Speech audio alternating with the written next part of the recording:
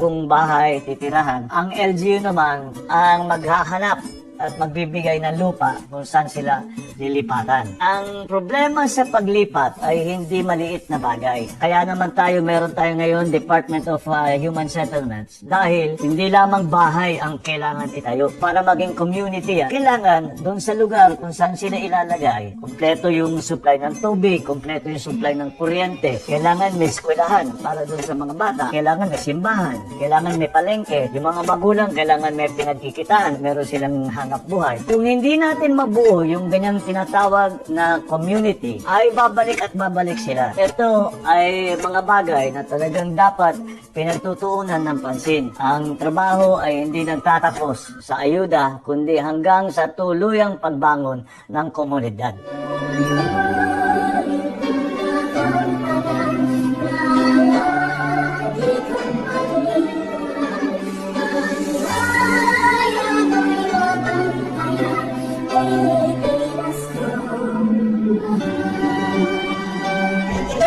Ay ipagpatuloy natin.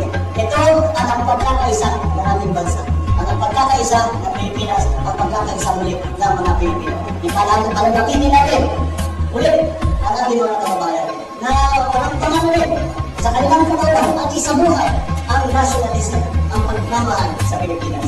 Yan po ang ating hangarin. Yan po ang ating hangarin. Sa subong na ninyo, ay maaarap po natin itong pangarap na ito.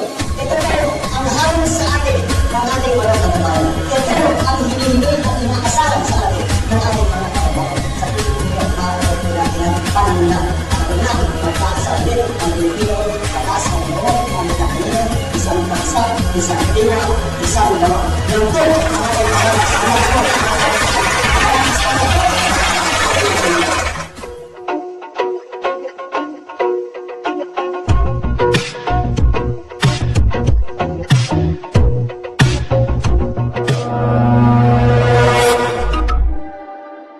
The bill creating the Department of Human Settlements and Urban Development has been signed into law by President Duterte. And the reason that I'm particularly pleased about this is something that we have been pushing for a while. Some of you may know I was the chairman of the Committee on Housing and Urban Development in the Senate.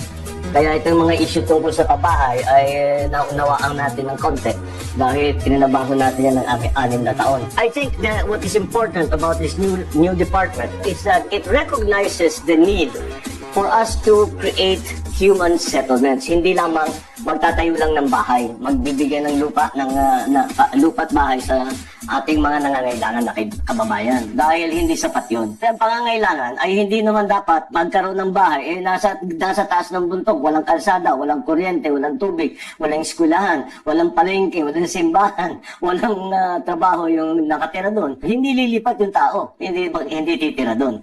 And that was the experience, that was the conclusion that we came to a long time ago in the early 80s, and that the Ministry of Human Settlements was created precisely to address that question. When I started as chairman on the Committee of Housing and Urban Development, the shortfall in housing was 3.5 million. When I left the Senate, the shortfall was already 5.5 million. The last time I looked, that shortfall is 6.8 million. That number means 6.8 million houses are needed for us to be able to say that we are providing sufficient housing to our people. And we are not talking about the high-class developments in Makati. We are talking about socialized and low-cost housing. Hindi natin maaasahan ang private sector dahil sila ay profit-oriented. Ang profit-oriented, kailangan nila kumita. Ito nung pangangailangan na ito, ay hindi dapat kumita ang gobyerno. Kaya yan ang socialized at low-cost housing. Quite coincidentally, in the same week, I attended the Anthology Architectural and Design Festival in Intramuros.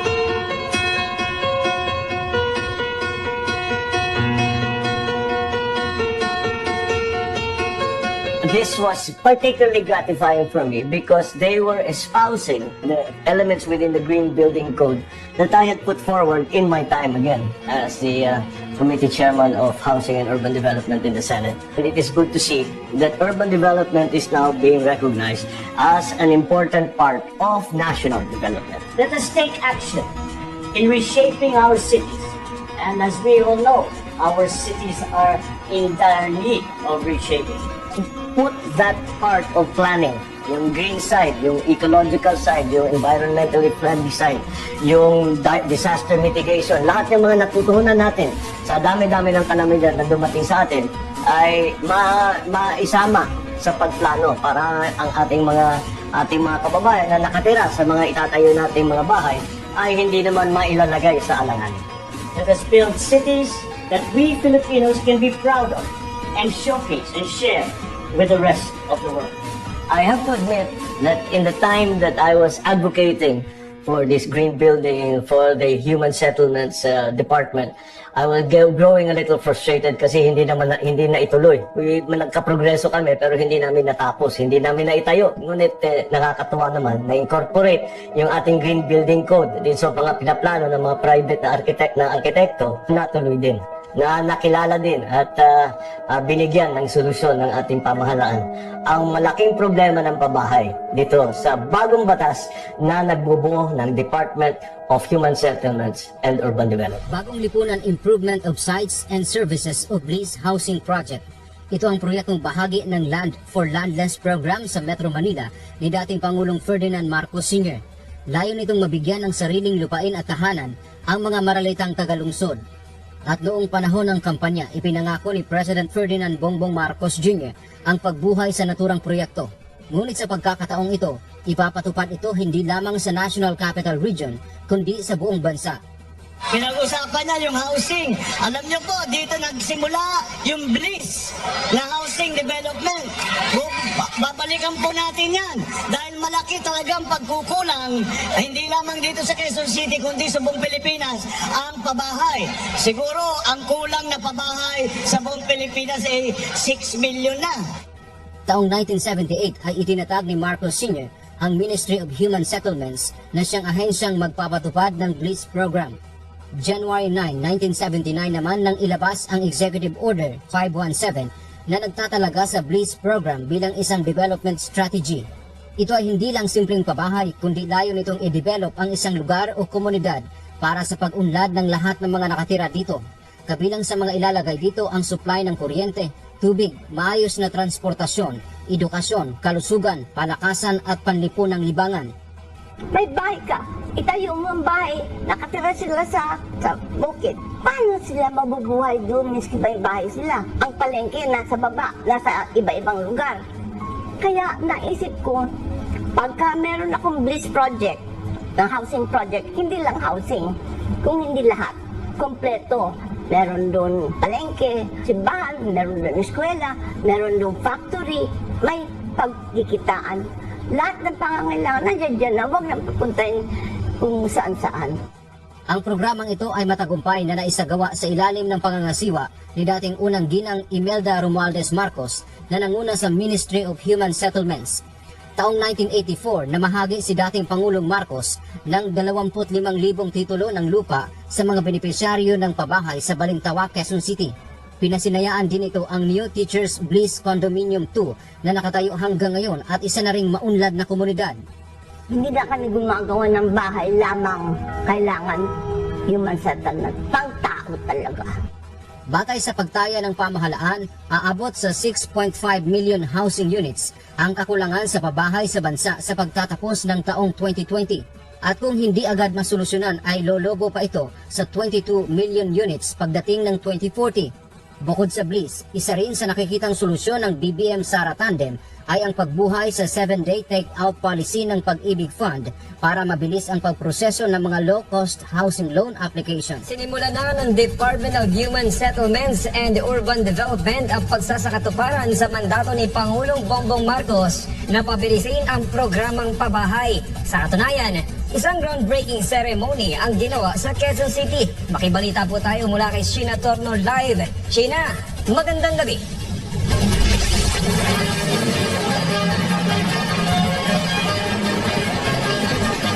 Tama ka nga, ang proyekto na yan ay naayon nga sa adhikain ni Pangulong Bongbong Marcos Jr. Na tugunan yung 6.5 million backlog na housing units ng pamahalaan at mabigyan nagligtas, disente komportableng matitirhan ang mga Pilipino.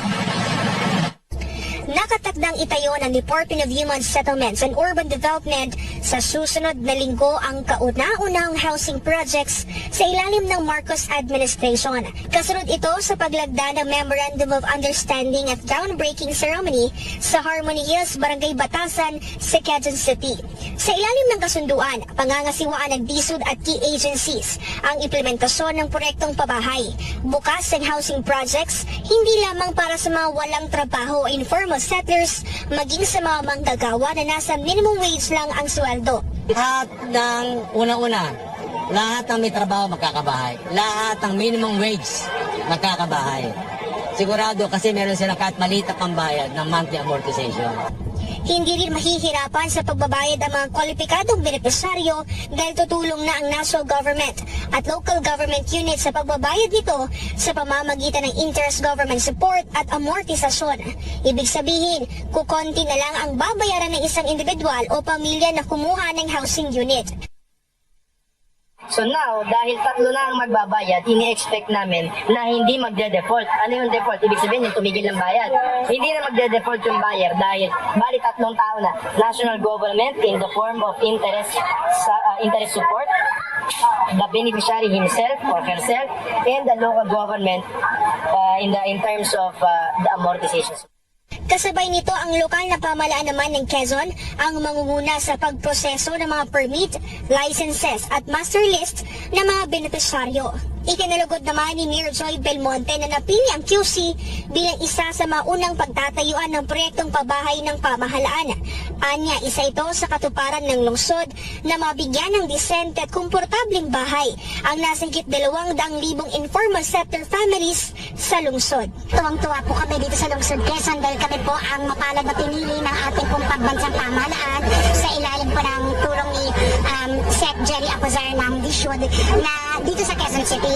Pero tingin ko tama lang naman sa Quezon City kasi yung problema ng kakulangan sa pabahay is I think is greatest here in our city. As I mentioned, there are 210,000 informal sector families still to be given homes here in our city. So it's very symbolic as well na ito yung lungsod na pinili ng ating pong pambansang pamahalaan. Karamihan din sa mga dinadaing na mga kumukuha ng housing unit ay hindi accessible dahil kalimitan itong itinatayo sa mga malalayong lugar. Kaya naman ang pambansang pabahay ng Marcos Admin tiniyak na ang pagtatayo ng housing projects ay nasa syudad lamang para convenient at accessible. Sa kabuuan, nasa 10 ektarya ng lupain ang pwedeng tayuan na medium-rise building sa nasabing lugar. Katumbas ito ng 14,000 housing units. Tinatayang nasa 1.5 billion pesos naman ang inilaang pondo ng mga financial institution para sa bawat building na itatayo. Sa gitna nito, tiniyak ni Secretary Acuzar na bukod sa Metro Manila ay tuloy-tuloy na ring ilulunsad ang pabahay sa iba pang lugar sa Visayas at Mindanao. Layo nito makapagtayo ng 6 na milyong housing units hanggang sa 2028.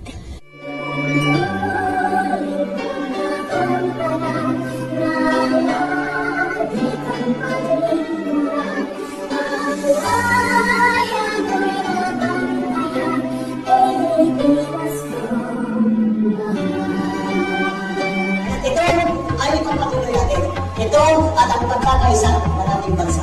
At ang pagkakaisa ng Pilipinas, ang pagkakaisa ulit ng mga Pilipino. Ipanagapitin natin ulit ang ating mga kababayan na maramdaman ulit sa kanilang kalooban at isabuhay ang nationalism, ang pagmamahal sa Pilipinas. Yan po ang ating gagawin. Yan po ang ating gagawin. Sa suporta ninyo, ay maaamon po natin itong pangarap nito. Ito po ang hamon sa atin ng ating mga kababayan. Ito ang hinihintay at inaasahan sa atin ng ating mga kababayan. Natutulog ba natin ang pananaman na pagkakasalit ang Pilipino, alas ng buwan, ang kanila, isang bansa, isang iba, isang iba. Yan po ang ating mga